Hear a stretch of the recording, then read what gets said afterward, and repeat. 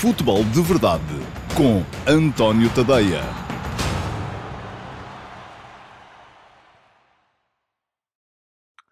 Olá a todos e sejam muito bem-vindos ao Futebol de Verdade Flash para o Sporting 2, Benfica 1. O derby desta noite deu ao Sporting de Ruben Amorim a primeira vitória sobre o Benfica de Roger Schmidt, mas contou a mesma história dos outros três que opuseram os dois técnicos. Ampla superioridade leonina no arranque, adaptação e entrada tardia das águias no jogo, na segunda parte, e resultado incerto até final. A diferença é que desta vez o Benfica não chegou ao fim da recuperação, como aconteceu nos dois empates anteriores, sempre 2-2, nem muito menos à reviravolta, como no 2-1 da Luz para a Liga. Quem olhar para as estatísticas do jogo fica convencido da justiça da vantagem do Sporting.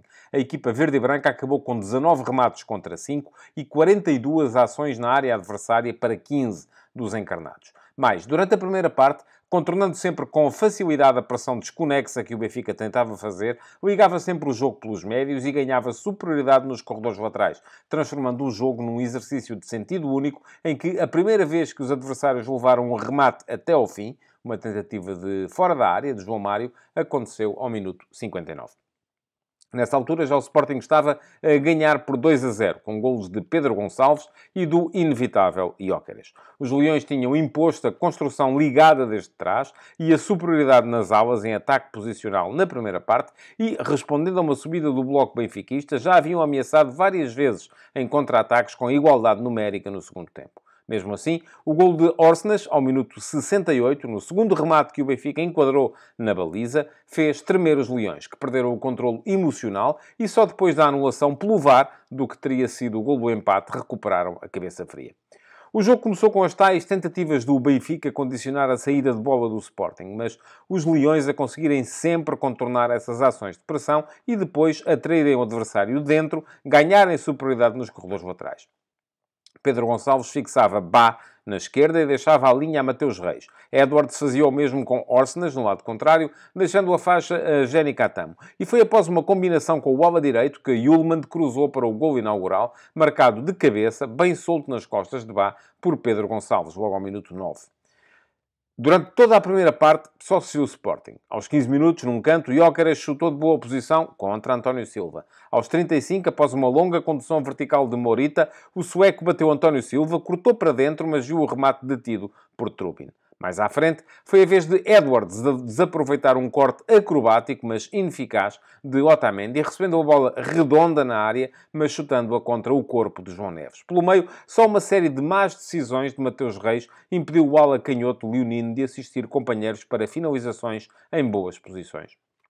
O intervalo chegou assim com uma ligeira ameaça de Di Maria no primeiro canto para as águias. O argentino bateu o canto fechado e a bola chegou a Israel, que a safou com alguma dificuldade ante Otamendi. Se era a promessa de um Benfica mais presente na segunda parte, a verdade é que as águias reapareceram a tentar intensificar a pressão, mas isso, na verdade, só os levou a abrir espaço na profundidade. E Gyökeres, que já chutara contra a mancha de António Silva aos 53 minutos, fez mesmo o 2-0 aos 54. O lance começou num passe em trivela de Catamo para a direita do ataque. Em vez de enfrentar António Silva, que lhe ganhou muitos duelos fazendo contenção, o sueco apanhava agora Otamendi, que foi primeiro batido em velocidade e depois num drible para dentro quando foi à queima. Na cara de Trubin, Gyökeres fez gol. Só aí, com a entrada de Tengsted para a frente, é que o Benfica começou a ser capaz de ir à área do Sporting. E Di Maria, Rafa e Coxo começaram a meter mobilidade no ataque. Foi num lance em que Di Maria veio à esquerda cruzar que Orsnes fez o 2-1 ao segundo poste. Para os Leões, era o fantasma dos outros derbys que aparecia, o temor da incapacidade de segurar a vantagem. Até porque um par de minutos antes do 2-1, Pedro Gonçalves e Edwards tinham desperdiçado um contra-ataque em 2-2. E 3 minutos depois, Di Maria fez o gol do empate, depois anulado por intervenção do VAR, que explicarei mais à frente. Se o golo de Orsnes os descontrolara, a anulação do de Di Maria devolveu ao Sporting alguma serenidade. E até final ainda foi Gaio quem teve um par de oportunidades para alvejar as redes de Trubin, falhando sempre o alvo. Nuno Santos ainda fez o terceiro golo leonino, mas também este foi anulado, pelo que a segunda mão, daqui a um mês, se jogará na Luz com a vantagem mínima do Sporting sobre o Benfica.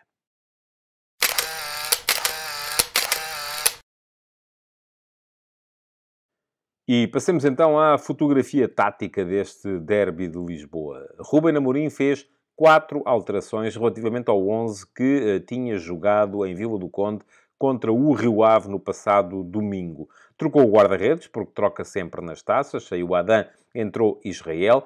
Trocou Gonçalo Inácio por Eduardo Quaresma, porque Gonçalo Inácio estava lesionado e, portanto, Quaresma entrou para a equipa, indo jogar sobre a direita e forçando Diomande a ser central sobre a esquerda. Trocou ainda Francisco Trincão por Marcos Edwards, também por uma questão de lesão, porque Trincão saiu lesionado do tal lance com Nóbrega no jogo de Vila do Conde e, portanto, não estava em condições para jogar hoje. E, por fim, trocou ainda Nuno Santos por Mateus Reis. Esta é uma troca que se destinou certamente a ter uma presença defensiva mais consolidada no corredor esquerdo, para não acumular ao mesmo tempo os dois alas mais ofensivos que tem no plantel. Assim sendo, o Sporting apareceu no seu 3-4-3 de sempre, com Franco Israel na baliza, tripla de centrais, com Eduardo Quaresma sobre a direita, Diomande sobre a esquerda, já tinha jogado aí na segunda parte do jogo de Vila do Conde, e Coates como central do meio. Yulman e Morita eram o par de médios, Jani Catamo o ala direito, Mateus Reis o ala esquerdo, e mais à frente Marcos Edwards a jogar mais sobre o lado direito,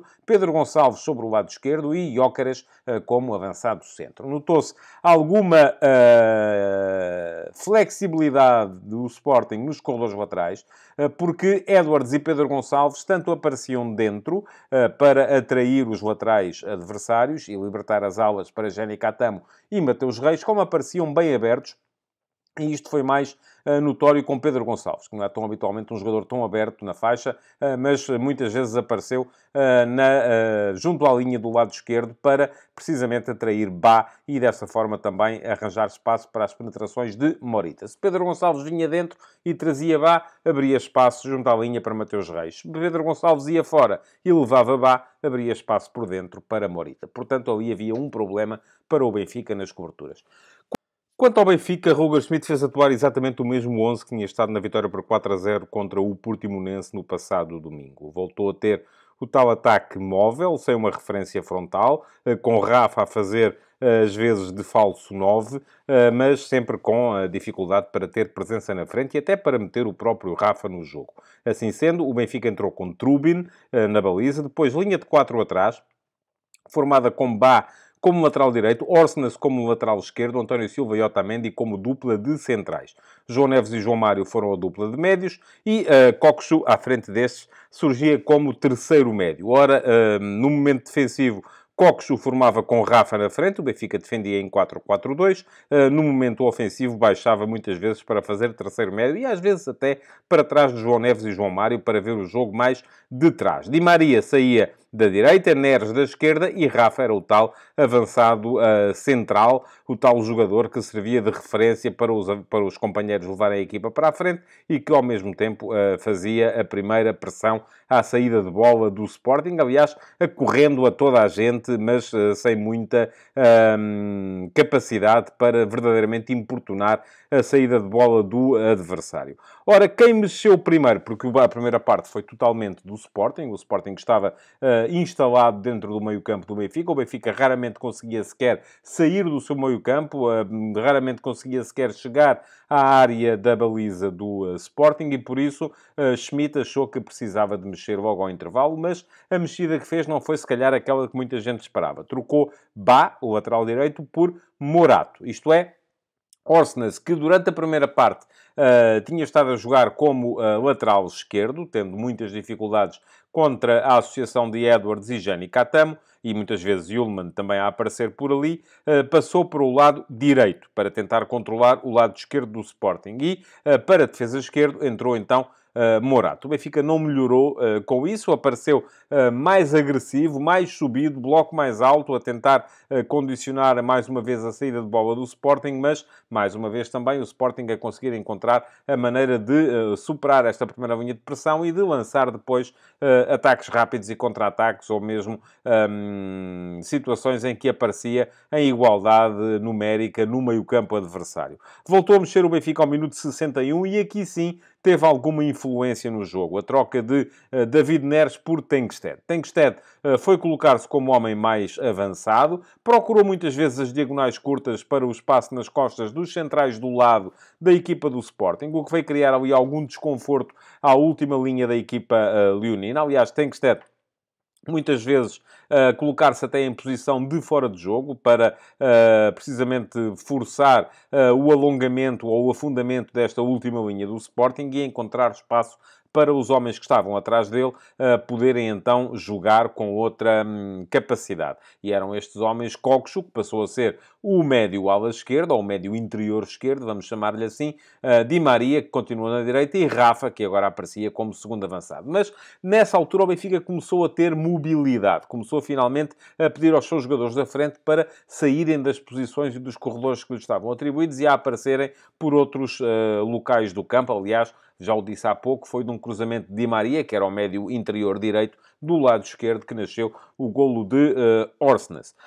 Ao minuto 75, no momento em que o VAR estava a apreciar a anulação daquele que teria sido o segundo golo do Benfica, mexeu Ruben Amorim com a troca de Marcos Edwards por Ricardo Jogaio. Jogaio foi colocar-se como ala direito e Jenny Catamo avançou para o ataque, colocando-se como avançado interior direito. Depois, ao minuto 86, o próprio Jenny acabou por sair para ceder a posição a Nuno Santos. Nuno Santos foi jogar para a esquerda do ataque e não como ala esquerdo, que tem sido a sua posição mais habitual, passando Pedro Gonçalves para o lado direito desse mesmo ataque. Por fim, ao minuto 89, já com o tempo de compensação a aproximar-se, foi o Benfica quem voltou a mexer, trocando o Coxo, que estava a jogar, lembremos-nos, como avançado interior ou médio interior esquerdo, para a entrada de Tiago Gouveia, que é um jogador com mais vertical, com mais capacidade para dar largura ou profundidade à equipa. Já entrou tarde. De qualquer maneira, para o fazer,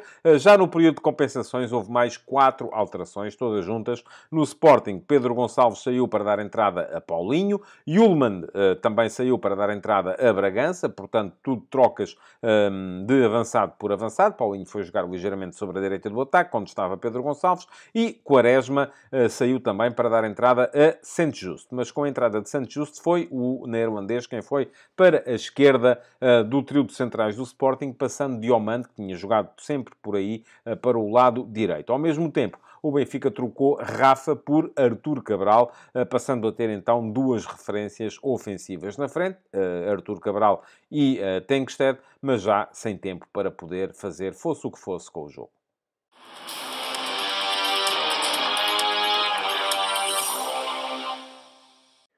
Os melhores jogadores do Benfica no derby de hoje foram António Silva e Orsnes, embora também não tenha estado mal João Mário e, a dada altura, Di Maria tenha também aparecido. Embora tenha estado este muito ausente do jogo, sobretudo durante a primeira parte, com pouca chispa nos duelos. Depois, é verdade que quando tem bola com espaço, acaba por ser decisivo, como foi no cruzamento para o golo de Orsnes, e teria sido, se não tivesse sido anulado, o seu golo mais à frente, o argentino.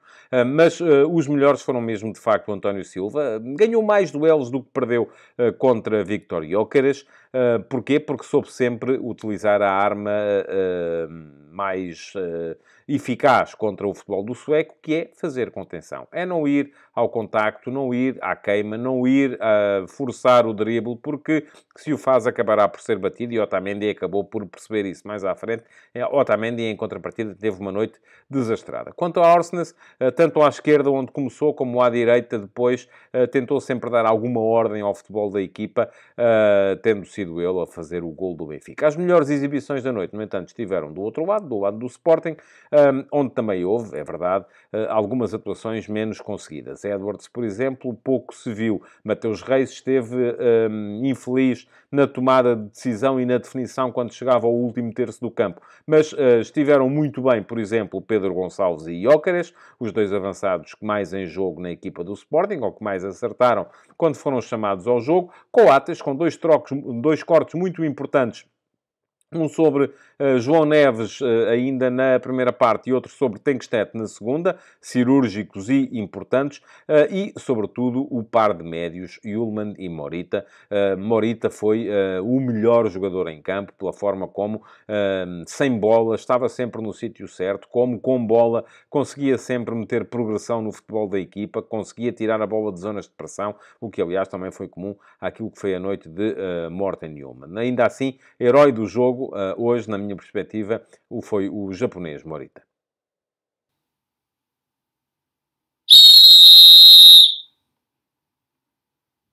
A arbitragem de Fábio Veríssimo acabou por não ter interferência no resultado do derby, mas teve aqui uma preciosa ajuda do VAR, Fábio Melo, em duas decisões que se deveu precisamente à videoarbitragem, o facto de não terem sido cometidos erros que poderiam ter sido graves. O primeiro caso aconteceu ao minuto 47, quando Fábio Veríssimo marcou uma grande penalidade de Otamendi sobre Edwards e teria cometido um duplo erro.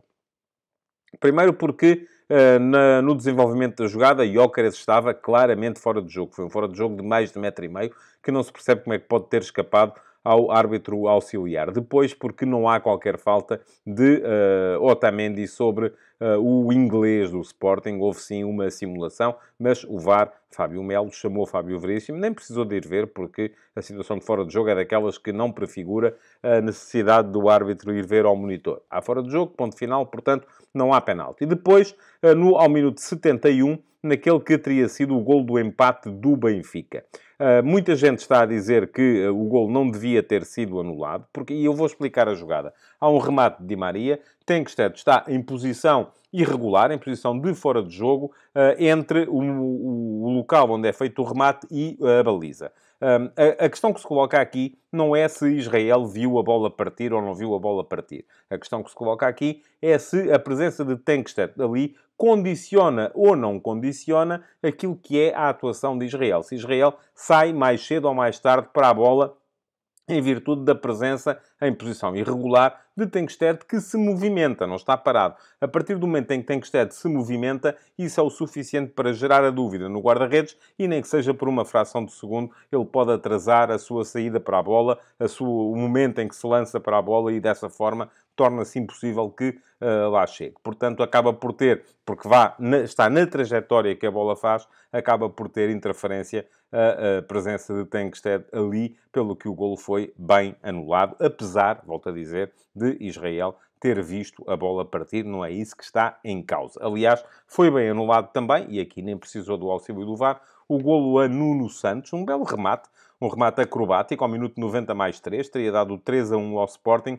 por causa de um fora de jogo anterior de Paulinho, no momento em que é batido um livre a favor do Sporting. O livre é batido para a área, Paulinho não toca na bola, é feito um corte por Artur Cabral, mas Paulinho tenta disputar a bola. E ao tentar disputar a bola, ao estar na zona da ação em que Artur Cabral faz o corte, a sua posição irregular acaba por ser importante e acaba por ser o suficiente para invalidar tudo o que aconteceu a seguir, que foi basicamente o remate de ressaca de Nuno Santos, que entrou praticamente ao ângulo da baliza de Trubin. Lá está, tal como Tenkstedt, Paulinho também não tocou na bola, tal como Israel, Artur Cabral também viu a bola partir quando faz o corte, mas a posição de fora de jogo do adversário acabou por ser importante para que a jogada acabasse como acabou. Além disso, ainda mais uma nota para falar de um lance aos 8 minutos, quando há um toque de João Neves em Pedro Gonçalves na área do Benfica. Dá-me ideia que é Pedro Gonçalves quem coloca a perna à frente da trajetória de corrida de João Neves e essa é a razão pela qual aceito que não tenha sido marcada grande penalidade. Porque o toque existe, é o suficiente, com certeza, para que Pedro Gonçalves se deixe cair e, portanto, poderia ter sido marcada grande penalidade, ainda que me pareça que aqui há uma espécie de armadilha de Pedro Gonçalves ao jogador do Benfica. É o jogador do Sporting quem coloca a perna, não à frente da bola, mas à frente do adversário, precisamente para poder ser atingido. Portanto, entendo bem que Fábio Veríssimo não tenha marcado grande penalidade. Portanto, boa, afinal de contas, a arbitragem de Fábio Veríssimo. Futebol de verdade.